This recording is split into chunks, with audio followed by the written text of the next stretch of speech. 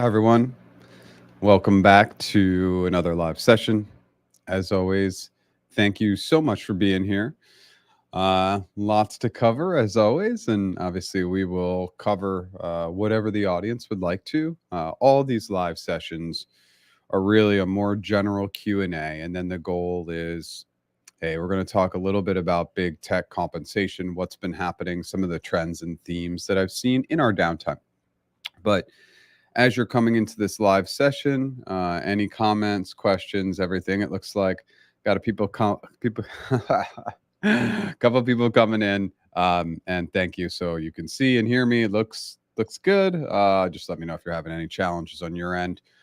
So as always, as we kick off and warm into these sessions, and the expectation is obviously that people don't show up on time, but that people join throughout the live session. And so let's go backwards before we go forwards. Of course, I'm always thinking about everybody who's here, my intended audience, and answering those questions. And then, of course, just for anybody watching it later on, I want to make sure I'm touching everybody.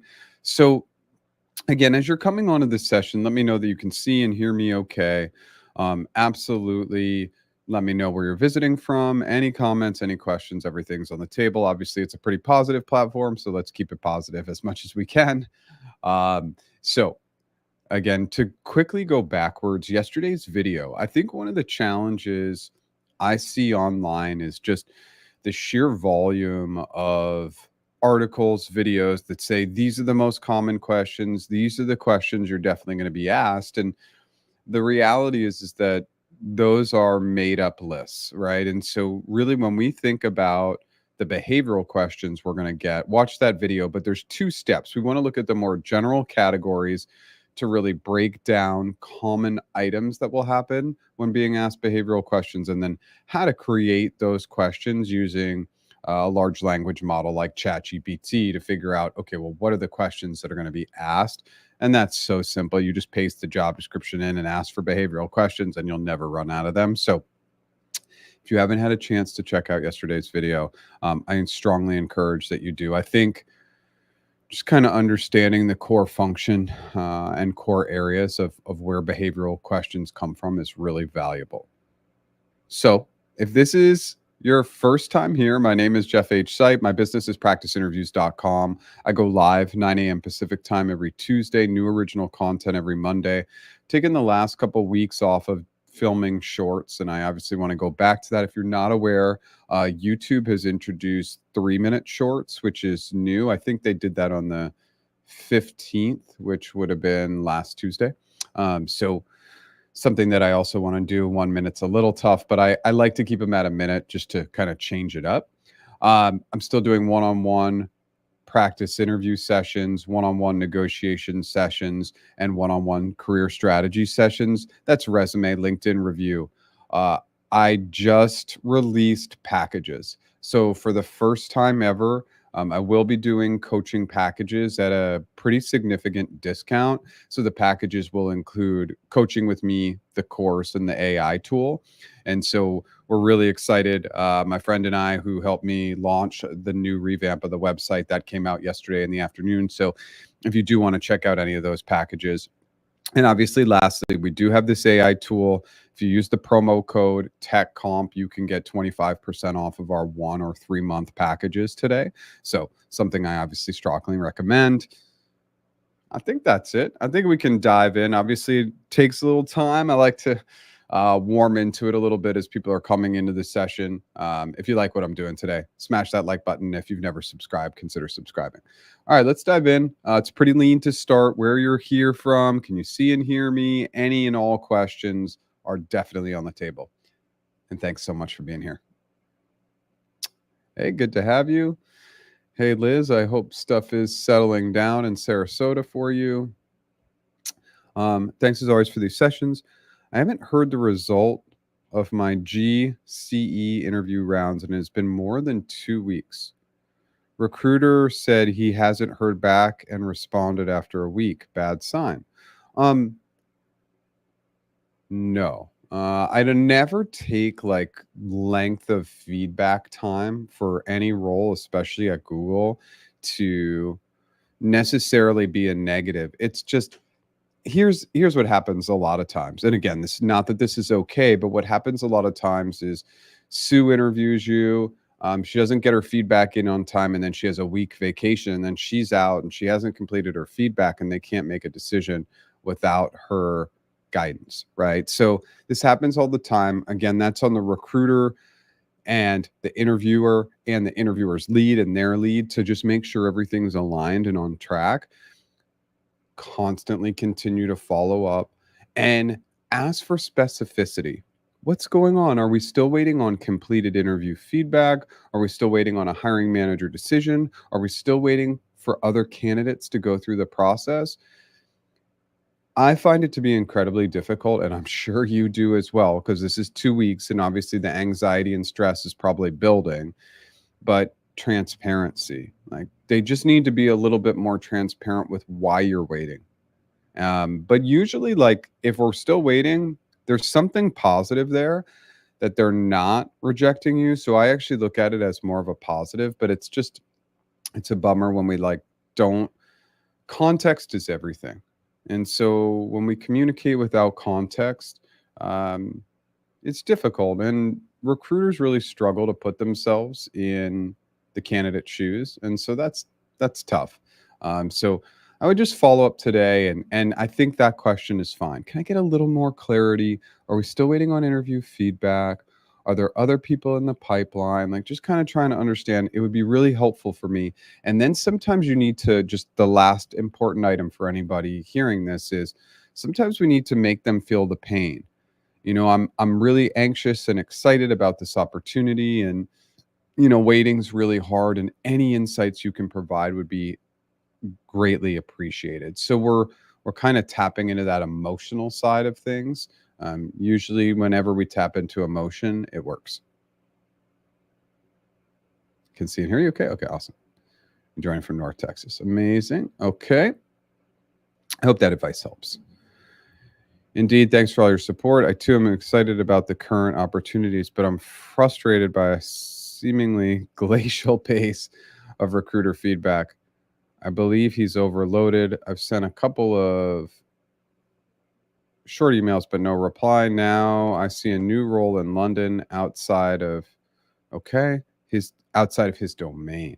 Okay, he asked me to let him refer him, but he's unresponsive. How do I proceed? Yeah, let's go back to the first comment for a second. So your recruiter, again, I want to be, this is my positivity will stop at the recruiting end of things. It's pretty positive across the board, but Liz, it's so easy to be on top of it as a recruiter, and any recruiter who is overloaded is failing to have good organizational skills. It doesn't mean that recruiters don't get overloaded. Of course they do, but there's just 2 or 3 systems or processes that they can put in place to easily get back to every candidate within 24 hours. And so your recruiter doesn't know how to be organized. And by the way, this is a huge challenge in the industry and why AI is ripe to steal these roles and make them disappear.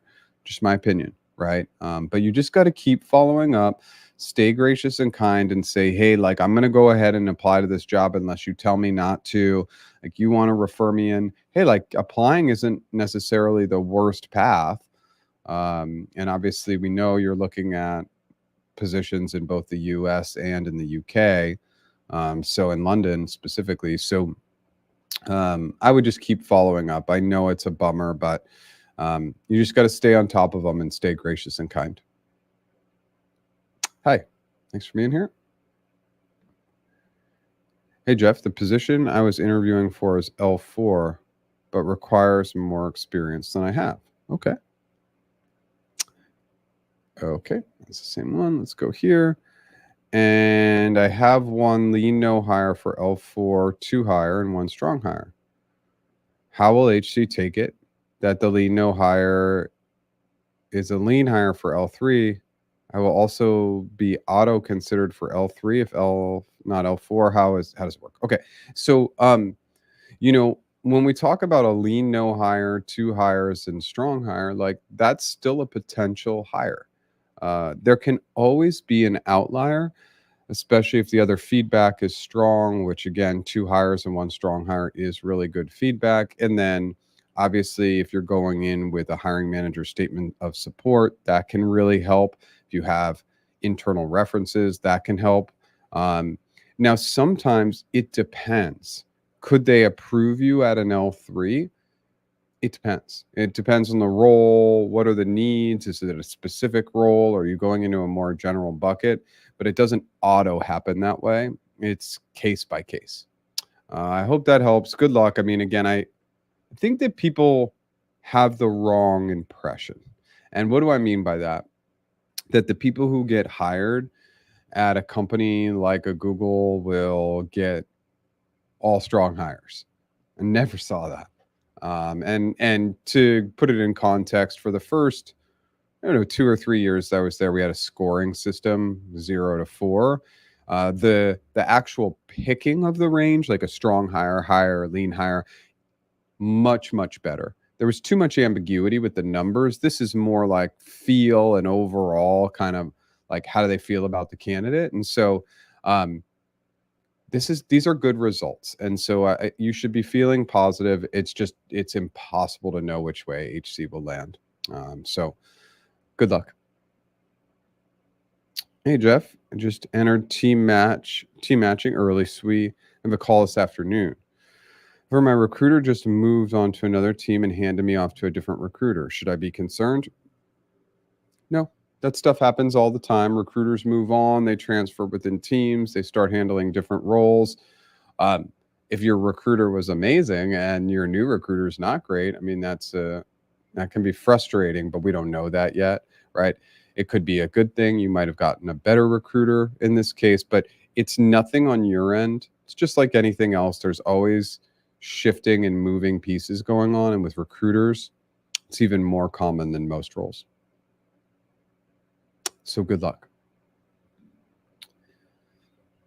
Hey, Jeff, big shout out to you. You just got hired at Google. Amazing. Went from vendor to Google, and you are a huge inspiration. Thank you so much for the great content. Amazing. We love these messages. So, anybody who's listening, when you get to this point, because you will get there, please come back, give us a shout out. I always say now, if anybody wants to give public shout outs on LinkedIn, that helps my business quite a bit. So, if you want to do that, not obligated, of course.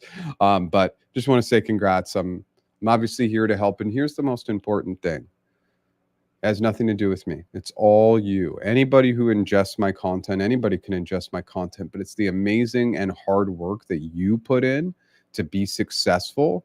And that's the reason why you're here now. And so pat yourself on the back. Like that's an amazing job, and congrats, and wish you the best of luck.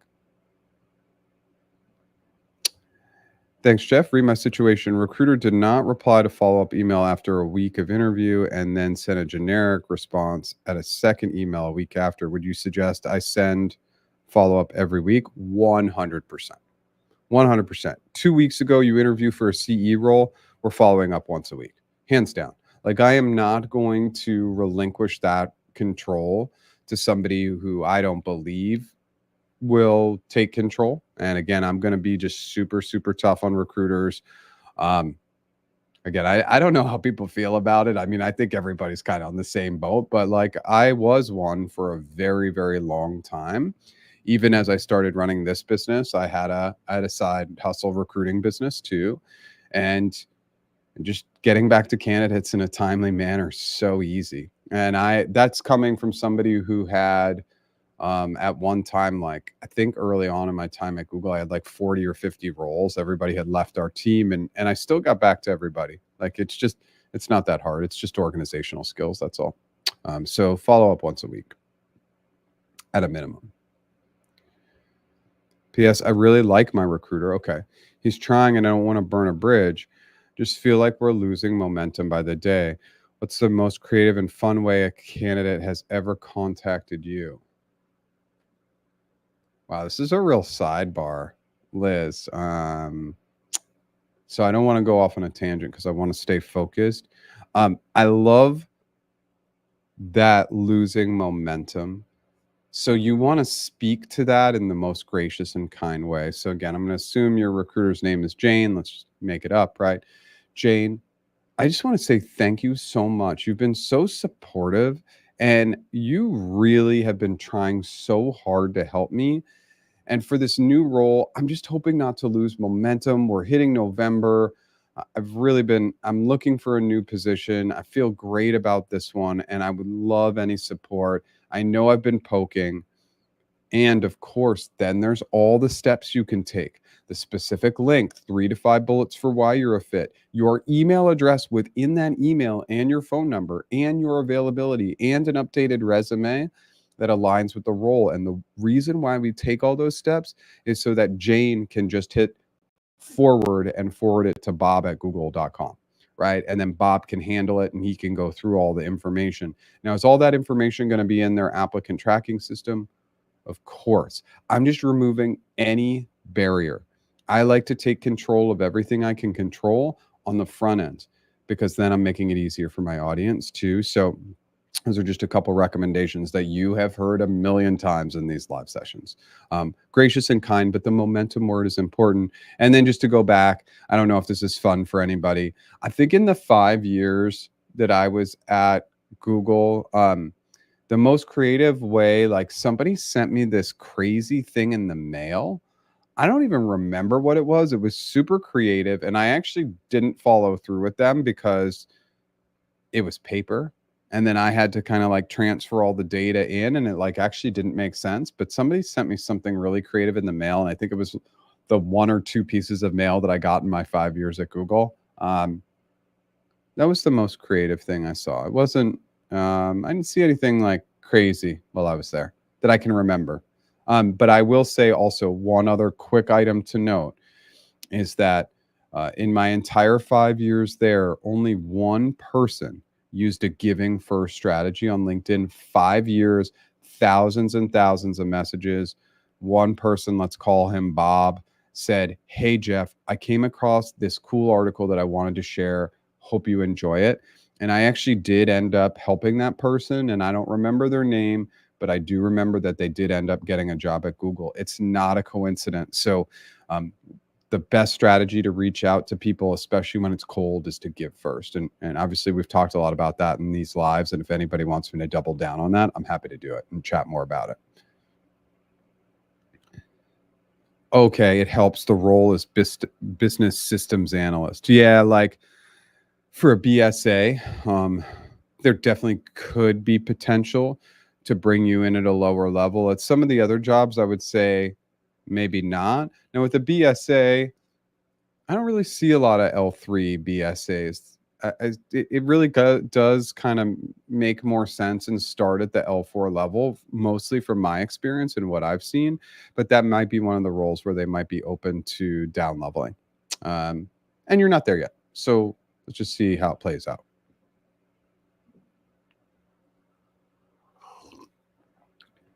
Greetings from Poland. Great to have you here. I had my first stage technical interview at Google yesterday. I can say it went 7 out of 10. Okay, now I'm waiting for feedback and a potential invitation.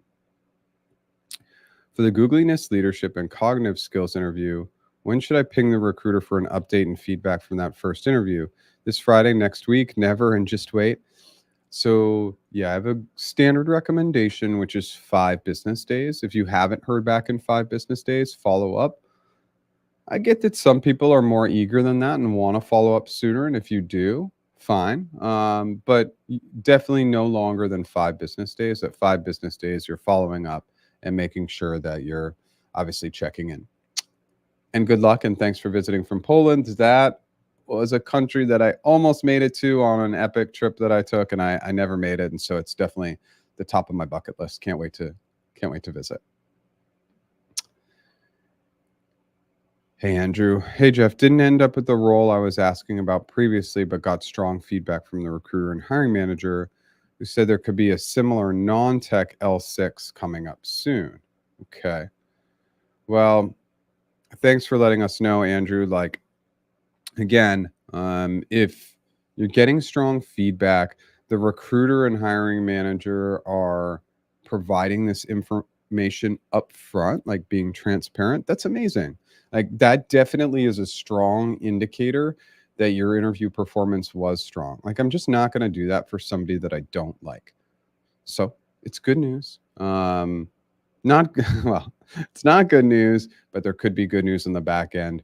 One of the recommendations that I have is like with the recruiter, say, hey, like I know that these roles don't come up that soon. I do want to just keep a little bit of control and be able to follow up. What's a good time to follow up? Can I follow up every couple weeks, every month? Just check in, figure out their cadence. If they're like, no, I'll get back to you, then you might want to just take ownership and check in every 2 months or something like that. Good luck. I'm sorry to hear that that first role didn't work out.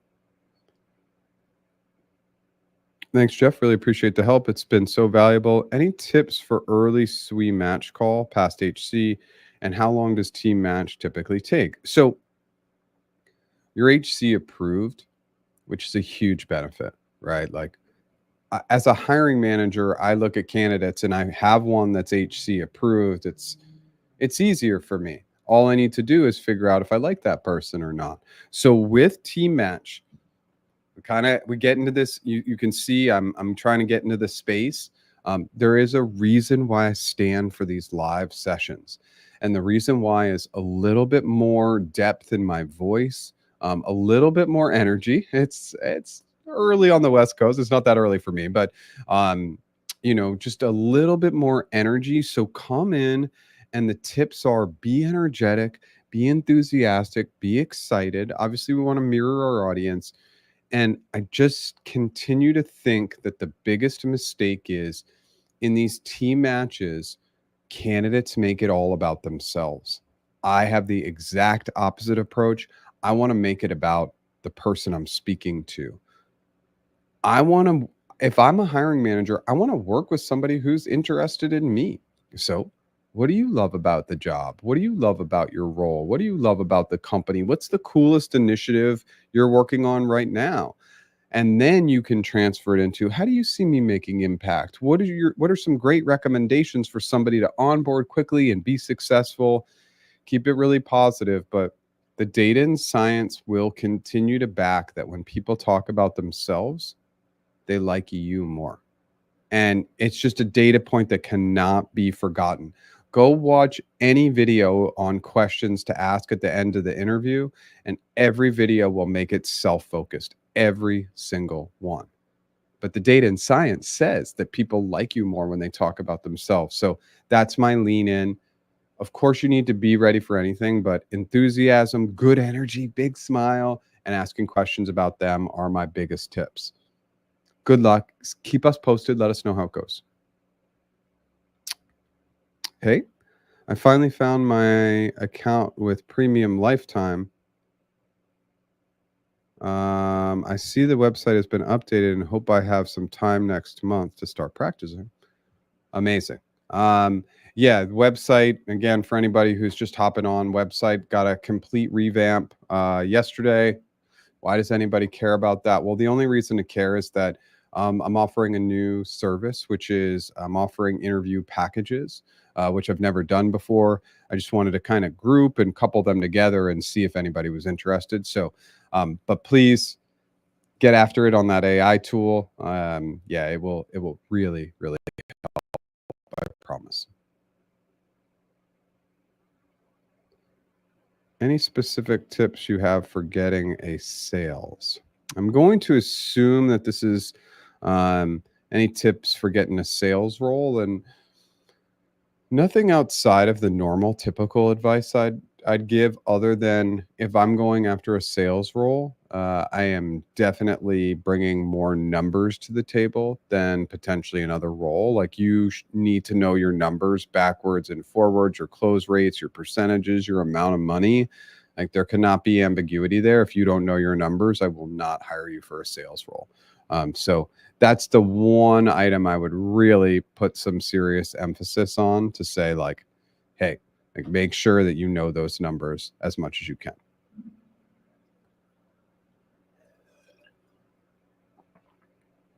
Buy your AI service full price as a gratitude for all your resources. Keep up the good work. Thank you so much. Again, I to anybody who's using the tool and finding it valuable, like socializing is great. We are going to continue. I won't talk about how much money I'm spending a month on that tool, but features and benefits, and it's all going to be based on only one thing. What are the users asking for? So, right now, like on the AI tool, what are the users asking for? They want more of a practice interview. So the tool is really built to do one question at a time. My assumption was that people didn't like to get locked into a full practice interview. I was wrong, right? And so the feedback is saying, hey, especially for a B2C consumer, like the individual user, like one of you, that that's going to be helpful. We obviously want to get people's ability to paste questions in there. We're trying to create more common questions by role type. So you have a general bucket, then a role specific bucket. So lots of good things coming out on that AI tool. We're super excited, and we some really good stuff is happening on the B2B side, and why that's important for you as an individual user. I need B2B deals to keep this business going. So a couple of those are hitting, and that's really good news. How does Google make hiring timeline decisions, or what factors contribute to waiting till Q1 versus moving forward in Q4 if they have identified a business need?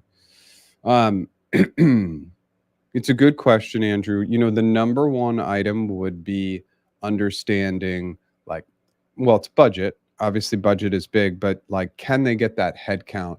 And a lot of times, I'm going to be fully transparent. At this time of year, it's going to be hard for them to get headcount. Now, here's what happens: there's borrowing and loaning of headcount. So, like, I'm Jeff, hiring manager. I have this non tech L6 role that I want to hire for. And my colleague Sue has 3 openings, and like, she doesn't have any pipeline. She's got nobody in the process. And I say, hey, Sue, can I grab one of your headcount? And then when I get headcount early next year, I'll give it back. And so borrowing headcount is definitely a thing. It definitely happens. But the budget is going to start to like get really, really tight now that we're hitting the end of the year, and they may just not have the budget for that role. And then the other tricky thing is we are in peak hiring time. September, October, November. These are the peak months. There is a huge misconception that January, February, and March are huge hiring months. Not in big tech. We're still trying to roll through, get those budget approvals. It just takes forever, especially at Google. It takes forever to get that budget approved. Hiring doesn't really truly ramp until April, but this is the prime time. So it's possible, but I think it will be slightly more challenging to get it approved this year than next year. But there's so many internal nuances that we can't see and don't know about, that it's hard to give you a really good answer there. I hope a little bit of context helps, though. Hey, Jeff from Calgary. Awesome. I just interviewed for GCE. Okay, so you had your RRK, your GCA, your Googliness and leadership, and now you're waiting for feedback to schedule the presentation round. Yep. I mailed the recruiter, and she mentioned that she is also waiting for feedback from the interviewer. What should be my next steps? Well, you can always go ahead and just start thinking about that presentation. Again, it's up to you to decide whether you want to put in that work. But you could just start to be thinking about that good business case that you're going to want to present. 7-page slide. You're going to have time to present it, half an hour to present. Then there's going to be some Q&A. But it may be something you want to be thinking about, but really nothing else that you need to do right now. Nothing else you can control. But it sounds good, and keep us posted.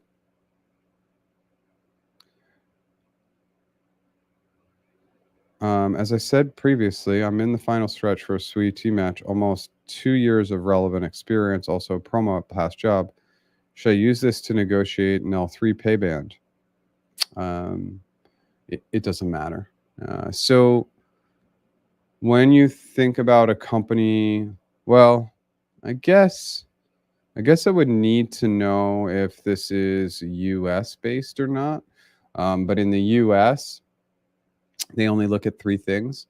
They look at cost of labor for that market, for that level, and that role. They don't consider anything else except for a competing offer. Those are the only things that matter. the comp team, especially at Google, is very data driven. They do not make any decisions based on anything other than those data points. Oh, yeah, it's for Canada. It's pretty similar. Yeah, exactly. So, just negotiate. That's all I can recommend. I mean, I still hear and see the fear, and so like anybody who's here, let's just talk about it. Like there just is absolutely no reason to have fear when negotiating with these big technical companies. They don't rescind offers. Just be gracious and kind, but go after what you deserve. I know on a daily basis, people are leaving money on the table because of fear. And I'm here to tell you that fear it's not backed by any data. It's just backed by our internal feelings. And so I'm here to uncover, look, like just get after it. And your recruiters will basically talk trash to you. Like at Amazon, they'll be like, oh, this is crazy. We're going to rescind your offer. They won't do it. They absolutely won't do it. Just, you got to stay in the moment, be gracious and kind, and get after what you want. I hope that helps. Okay. So we're at the 30s. At the 30s, I am just going to take 30 seconds to hit up on my services and then come right back to questions. So this is your first time here. My name is Jeff H. Sipe. My business is practiceinterviews.com. I go live 9 a.m. Pacific time every Tuesday, new original content every Monday, and shorts. I got to do some shorts this week for sure. I'm doing one-on-one practice interviews, one-on-one strategy sessions, that's resume, LinkedIn, and then one-on-one negotiation sessions. And just starting yesterday, I introduced interview packages. So it's one-on-one coaching, the course, and the AI tool all offered at a discount when it's bundled. Our AI tool. If you use the promo code TechComp, you can get 25% off today. Our 3-month and 1-month packages, we're still continuing to crush it on the build outs. I have not backed off of spending money on that tool at all. So get after that. If you like what I'm doing today, smash that like button. If you've never subscribed, consider subscribing. All right, let's dive right back in. If I haven't gotten much traction through my resume and regular online apps, but I have when my resume was forwarded to a recruiter, when you start over on a resume or you just keep at it, would you start over on a resume? It's just for me, again, there's so much resume coaching out there, and it's kind of funny. Like, again, I don't know if anybody who's watching finds this funny, but all I do is science and psychology. I'm not really an interview coach. I mean, I am obviously because I've done it a million times, but the science and psychology is what we need to focus in on because that's data driven. So what the heck am I getting at? Basically, a bulleted summary at the top of your resume is gold. And the reason why is because that's the first thing they're going to see. And so anytime we're going after a different role, we put our resume and the job description into GPT or our preferred LLM, and we say, hey, create 5, 7, 9 resume summary bullets that match my experience with the job description. And then you pick the top 5. The reality is that if I see that you have the skills that I need right at the top of your resume, I'm going to keep looking. If I don't see it right away, I might move on. It is the biggest mistake that candidates are making, and it's the only thing you need to change. Changing all the bullets out every single time, we won't do it. We simply won't. Resumes are the worst. But if we change out that bulleted summary, which will take 3 to 5 minutes every time, it's worth those 3 to 5 minutes. And of course, applying is just a really tough path. It's our easiest path, but it's also the toughest to get the job. So anything you can do to get referred, obviously, I know that's easier said than done, is strongly recommended. For the security CE role, I had 3 rounds, GCA, GNL, and RRK. They said if there's multiple finalists, there'll be another round, e.g. press, demo, etc. Is this typical order of the interview? So the GCA, GNL, and RRK, the order of those first 3 is availability based typically. It's just, hey, we got to get through these first 3 interviews. Then, yes, what they have in their process for a CE, and it's all CEs. You get through, the feedback is good for those 3, then they're going to have you do the presentation round. And I love that from a process perspective because it's basically saying like, hey, we know that the presentation takes work and time and energy, and we're not going to make you go through that unless the feedback is aligning that you're a good fit. But yeah, this is very, very typical in terms of the first three: hold, see if the feedback is good, and then the presentation round. You are welcome. Thanks for being here. Hey, Jeff, thanks for all your content. I recently accepted an offer with Microsoft. Awesome. Do you have any tips or recommendation for advice on switching roles, teams, and location? Okay.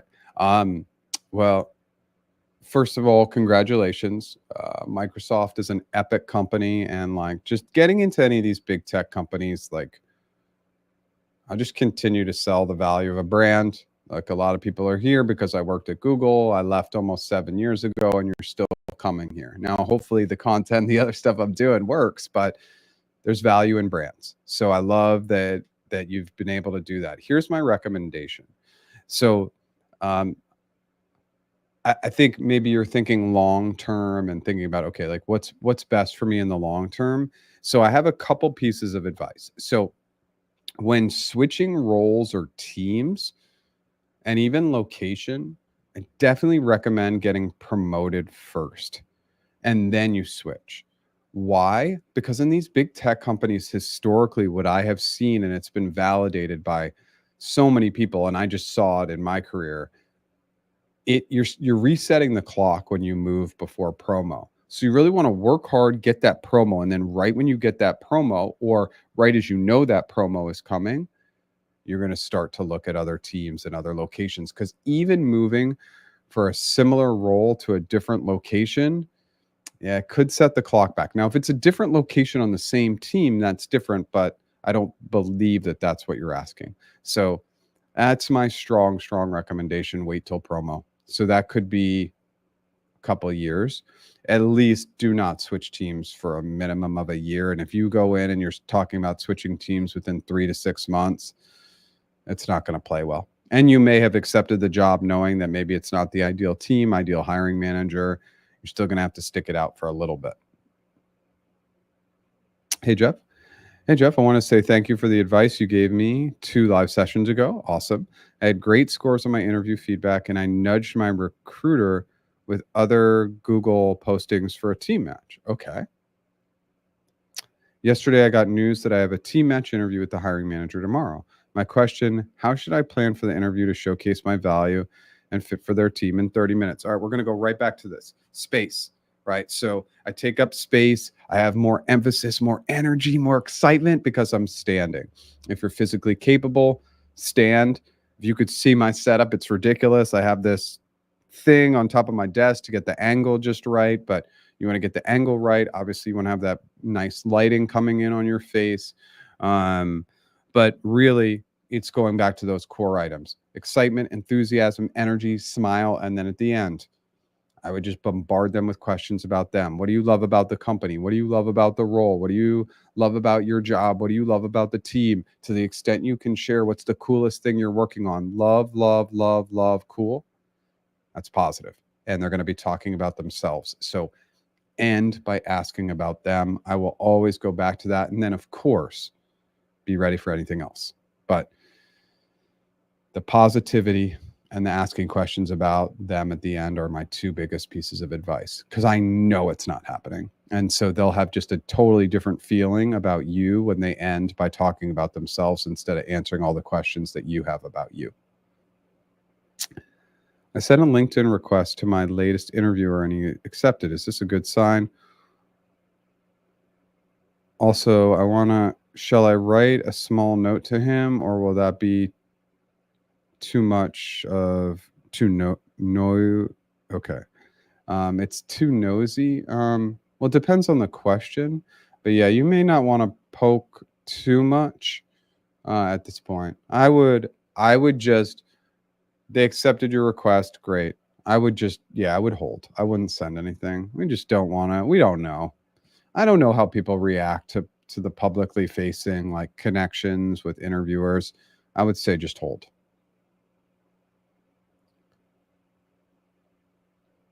Does mentioning that you have a job offer make you look better as a candidate? Not really. But if you have a job offer and you're interested in that offer, you need to be pushing your recruiter, or if it's startup, maybe the hiring manager. You need to push them. They cannot help you if they're not aware of the offer. But if you're not serious about taking that offer, um, is it going to help you? Not really. Not typically. Although cost of living went up sharply and it seems to have stayed there, rents, groceries. So you see salaries going down. If so, across the USA or specific markets, let's dive into it. Okay. All right. We haven't really hit our subject area today. Sometimes we really don't, actually. Um, so at certain organizations, I have seen a trend where it seems like they have gone down a little bit. So, for example, let's talk about some of the big companies. Google comp has only gone up. I have not seen any shifting down in any of the offers anywhere. They're still as good. What I've seen is less back and forth in negotiations. One chance, maybe two chances. I did have a really good use case this past week of somebody getting a best and final and us actually getting quite a bit more money. That's becoming less common, but that was a good use case. I had a negotiation client for Meta, and I had same level, same market, same role. And 2 years ago, that role paid more. I was able to get significantly more 2 years ago. I would say Meta's offers are not nearly as good as they were in the past, especially equity. Wow, the equity grants have come way, way down for Meta. Especially, I mean, if we're to flash back more like 7 or 8 years ago, it's not even close. The offers are not nearly as competitive in the market as they used to be, but they've come down. I feel like Amazon's come down a little bit. Like they're not quite as competitive. They're not giving out as much equity as they used to give out. Again, this is kind of my small world view, but Meta and Amazon seem to have chopped down a little bit over the last couple of years. Google's still remaining strong. Apple seems to be remaining strong. Microsoft, in terms of the FANG companies, is probably the lowest paying. Their equity grants are incredibly small. So it's really hard because it's like, we're like kind of poking Liz. It's kind of hard to talk about this and find this balance because what we're doing is we're poking at what are already like top of band, really good comps, but we also want to watch the trends. And that's why, like level comparison wise, like I'm not trying to tell anybody to go to Google over anybody else, but they're just going to pay better. That's just the reality of the current market. I hope that helps. And thanks for bringing up our subject area. And we can obviously get back to that. Your content really helped during the prep. Thanks for your answer and guidance. Cheers. Amazing. Hopefully you get through HC. Yeah, absolutely. I wish you the best of luck. Okay, we are just past 43 minutes in and out of questions. That's pretty early for us to be out of questions. So we still have a pretty good audience now. Anything that's on your mind, any questions, comments, anything that you're thinking through. Let's go back to, is big tech compensation going down? I think there's a little bit of a misconception of how it works. How does big tech compensate? They compensate by cost of labor. And so that can be a little tricky, right? Because cost of living and cost of labor don't always match. And the market that's actually the toughest and most difficult for that is the DC area, the Washington, DC area in the US. You have an incredibly expensive market, but with all the government and public sector jobs, the cost of labor is lower. So people in that market for tech are getting punished by the overall cost of labor market. Same, and Liz, this actually is specific to you. Same in London, right? So like the cost of labor for tech in London is way below where it should be in terms of cost of living, where London's a banking city and the banking jobs pay better than tech. And I actually know this, and I can give people the differential. I think so. I was considering accepting a job. I lived in the Bay, and I was considering moving to London. and my base salary was going to go down. It was either 30 or 35%. And I didn't accept the job for that reason. Now, in retrospect, I wish I had, because I'd love to live in London. And it was you can't go backwards. But when I heard that differential, I was like, well, the Bay and London are pretty much on par for costs. And obviously, the conversion of the pound makes, London, in my opinion, even a little more expensive. But the cost of labor was different. So it's always kind of this cost of labor item that's super interesting. And what most of these big tech companies do is they look at a market and they say, okay, let's take the Bay Area. They look at the market and they say, okay, what does the average software engineer make in this market? So the average software engineer in the Bay makes 200K. And then like at the top, we'll kind of do the model. Low end is 100 and top end is 300 and the middle tier is 200. So they're going to start at 250. They're going to start at that like 75th percentile. My numbers and percentages may not be right, but they're going to start at that 75th percentile. And then with a good negotiation, you're probably getting to 90, 95%. So you're really getting to the top of the market. That's a little bit on like how it works. And it's super interesting, right? And a lot of these companies, especially when we look at the US, the tricky thing is what they say is we'll consider a competing offer, but we won't consider current comp. And that's because of a court case in Massachusetts that was meant to remove bias from current offerings. But I care much more about what you're making now than it's some random competing offer where you've never worked for the company and you haven't earned anything other than a competing offer. But that's how these tech companies work too. Like they'll consider that competing offer. It's very important. And I'm going off on a little bit of a tangent here. Competing offers will not always help you. Kind of understand the company you're putting that competing offer in front of. If you put a low competing offer in front of a company, you might hurt your comp chances. So it's a sidebar conversation, but it's just something to consider. Oops. Okay. Hey, Jeff, interesting about the cost of labor. So there's a difference in compensation between San Francisco, Mountain View, and Sunnyvale. There's not. The Bay Area is the Bay Area. And the basic reason why is it's so devastatingly expensive across the Bay. Like there is nowhere you can go in the Bay. Peninsula, East Bay, North Bay, South Bay, like everywhere. It's expensive. You can't get away from the money anywhere. So anywhere in the Bay Area is going to be considered the same. Yeah. So, and when you're kind of thinking about markets, there's two, like we're obviously talking US, and I'm happy to talk about any market globally, but there's two markets in the US that are going to pay the same historically for all like big tech.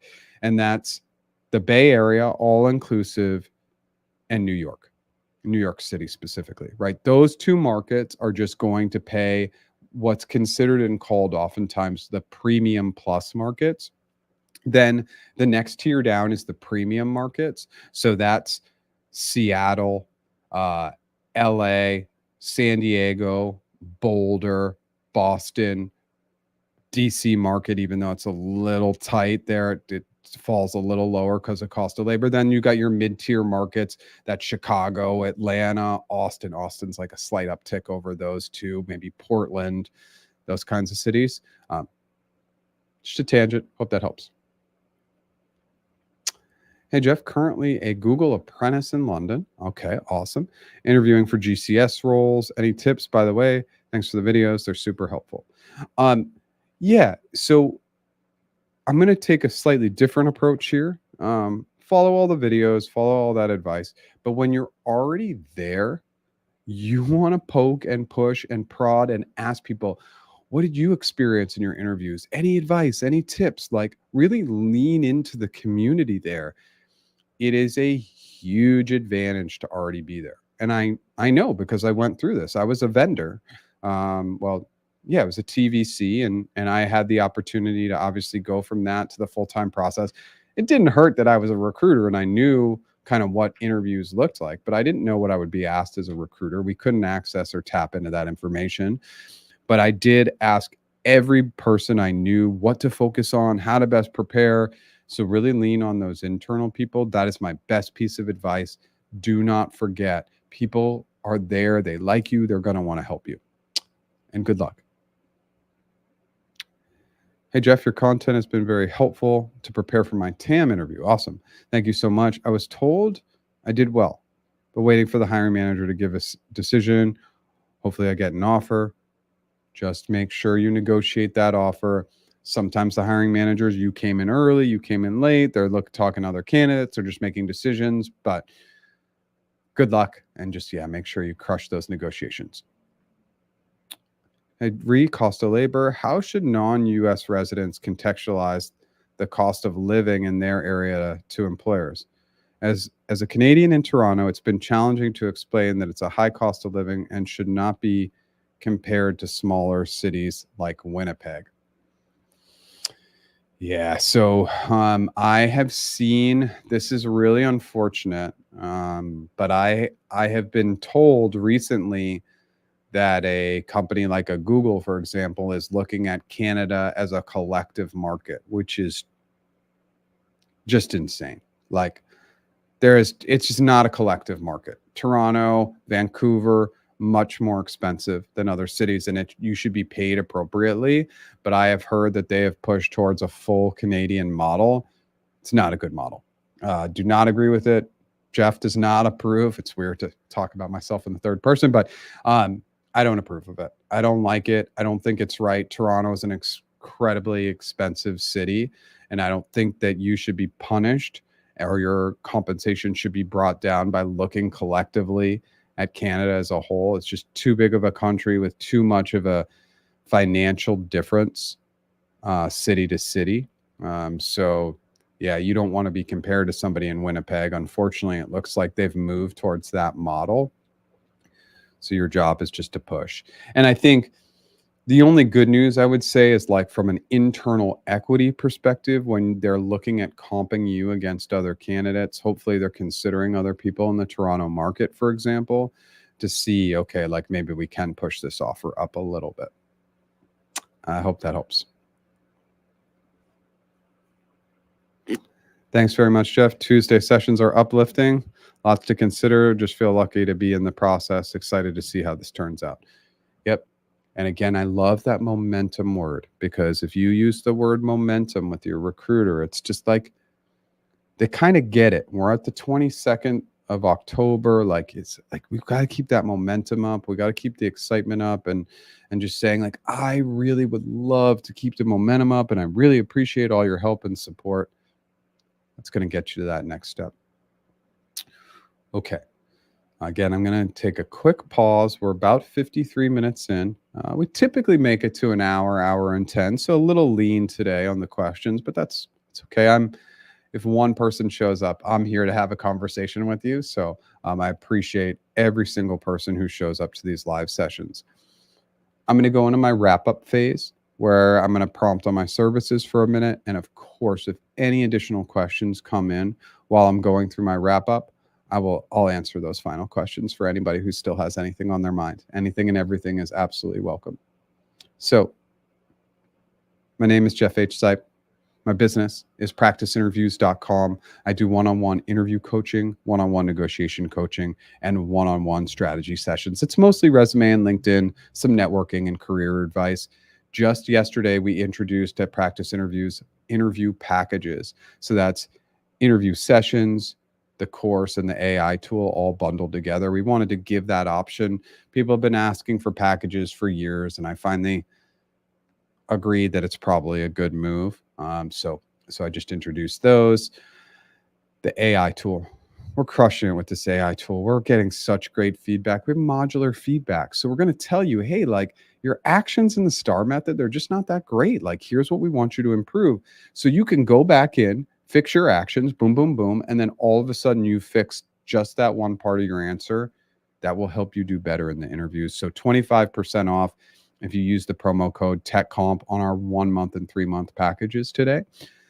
What else? I go live 9 a.m. Pacific time every Tuesday, new original content every Monday. And I like doing shorts. I just got to get back to it because it's kind of low hanging fruit, but it's just weird. I got to do more this week. So I'll try to throw out some shorts this week.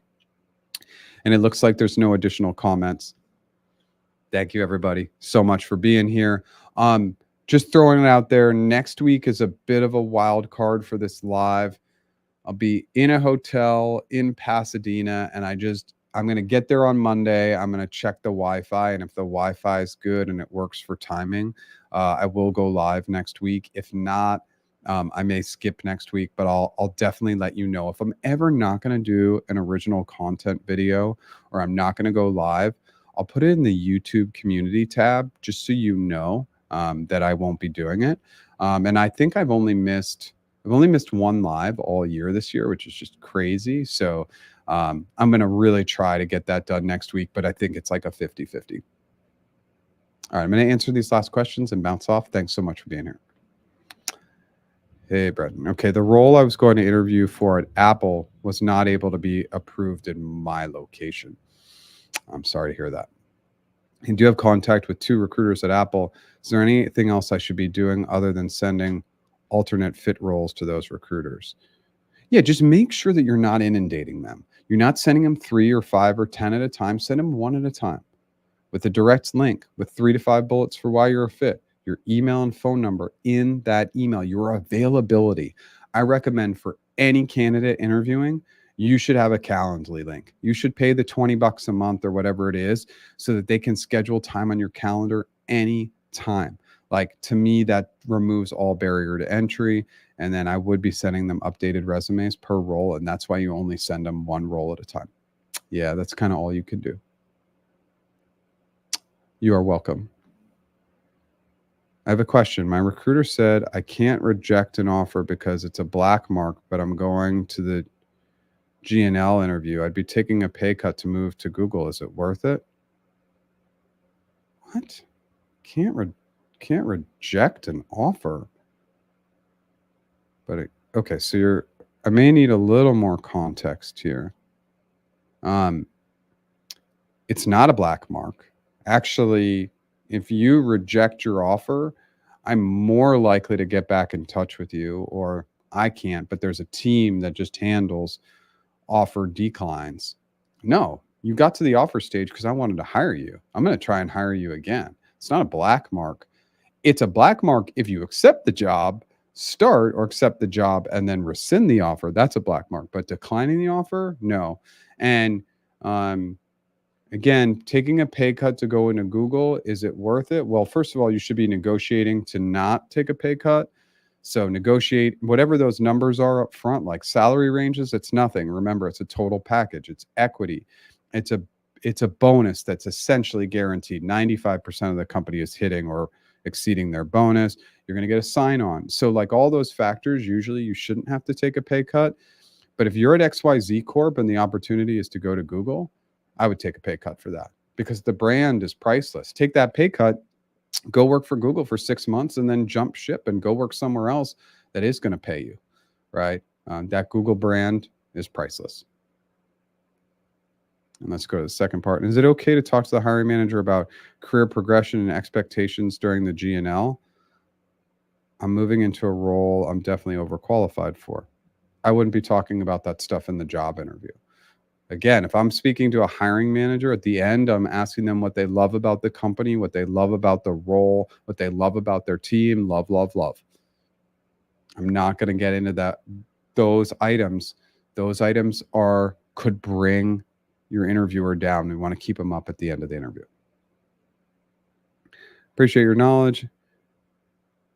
And don't feel hesitant to take next week off if that works better for you. I don't like taking time off, Edward. I mean, I appreciate it, but I think everybody knows I'm pretty on it and I'm pretty invested. And you know, again, like this could be a tangent, and I don't want to go off on a tangent now, but you know, if anybody who's here is considering that other path of being an entrepreneur, taking time off is not really an option. Like it is the entrepreneur path is a work harder path.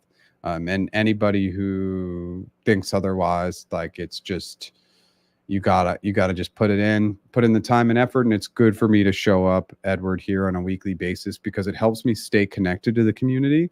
And yes, sometimes I agree. I'll go to the other side. I do need to take time off. So we'll see.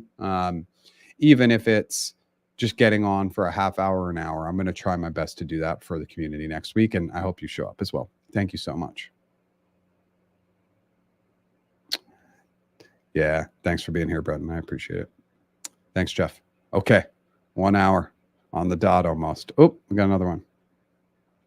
Yeah, so the recruiter said to me that this specific hub doesn't like those who reject an offer and that the comp is fixed and I can't negotiate it. Makes me feel stuck. All right, let's just pause for a second. I'm going to stay with it. What is the role and level? Just tell us the role and level. Because there are not a ton of jobs that you would come across at Google that would have non-negotiable. Usually non-negotiable roles, no, that's BS. L4 TAMs are negotiable. That is crazy. You should. I've not heard of that. Especially at the L4 level. I've honestly never seen the only potential non-negotiable L4 role at Google would be an entry-level grad, but it'd be an entry-level PhD grad. That's the only potential that I see for an L4 role being non-negotiable. This recruiter, they're using a lot of bad practices. Go through it, get to that negotiation phase, then check in with us, let us know what's going on. But these are all things that I have never heard. And by the way, no matter what happens, let's say you take the role, you can't negotiate, whatever happens, you need to blast this recruiter in the feedback. You don't get the job. Of course, we're thinking positively that you're going to get the job, and I want you to plan that way. But I've never heard of an L4 TAM not being negotiable. So never seen that. And I have negotiated L4 TAM roles. So that would have to be something brand new. And that's a question you can ask. Is this brand new? I have, and we can always poke at this. We can always say we have friends. I'm your friend, right? So I have friends, Jeff, who say that they negotiated their L4 TAM offer. Is this new? Is this a brand new process or system? And is it brand new that in this market, it's a black mark for offer rejections or declining an offer? Because this sounds like total fake data and it sounds like a terrible recruiter. All you can control is crushing that interview with the hiring manager. Focus on that. Don't worry about this. Let's come back and let's deal with that piece later. But sounds like fake news to me. Well, that's a tough way to end. But I'm glad we were able to cover it. Thank you, everybody, so much for being here. Just appreciate it. We'll try to keep you posted. Stressful, yes. I'm stressed for you. So, but I'm obviously here to help. Thank you, everybody, so much for being here. Glad we were able to tackle that for you at the end. And we'll see if we're back next week or not. Again, I'll keep everybody updated. That update won't come through probably till late Monday. Oh, and thanks, Liz. That means a lot coming from somebody on the design side of things. So I appreciate that. I had a friend do it. I did not do it, and they're great. And we'll continue to tweak it. But thank you so much for the positive feedback. Okay, I'm going to bounce now. Thank you, everybody, so much. And I'll let you know if I'm coming back next week, later in the day, Monday, next week. Thanks so much. Take care.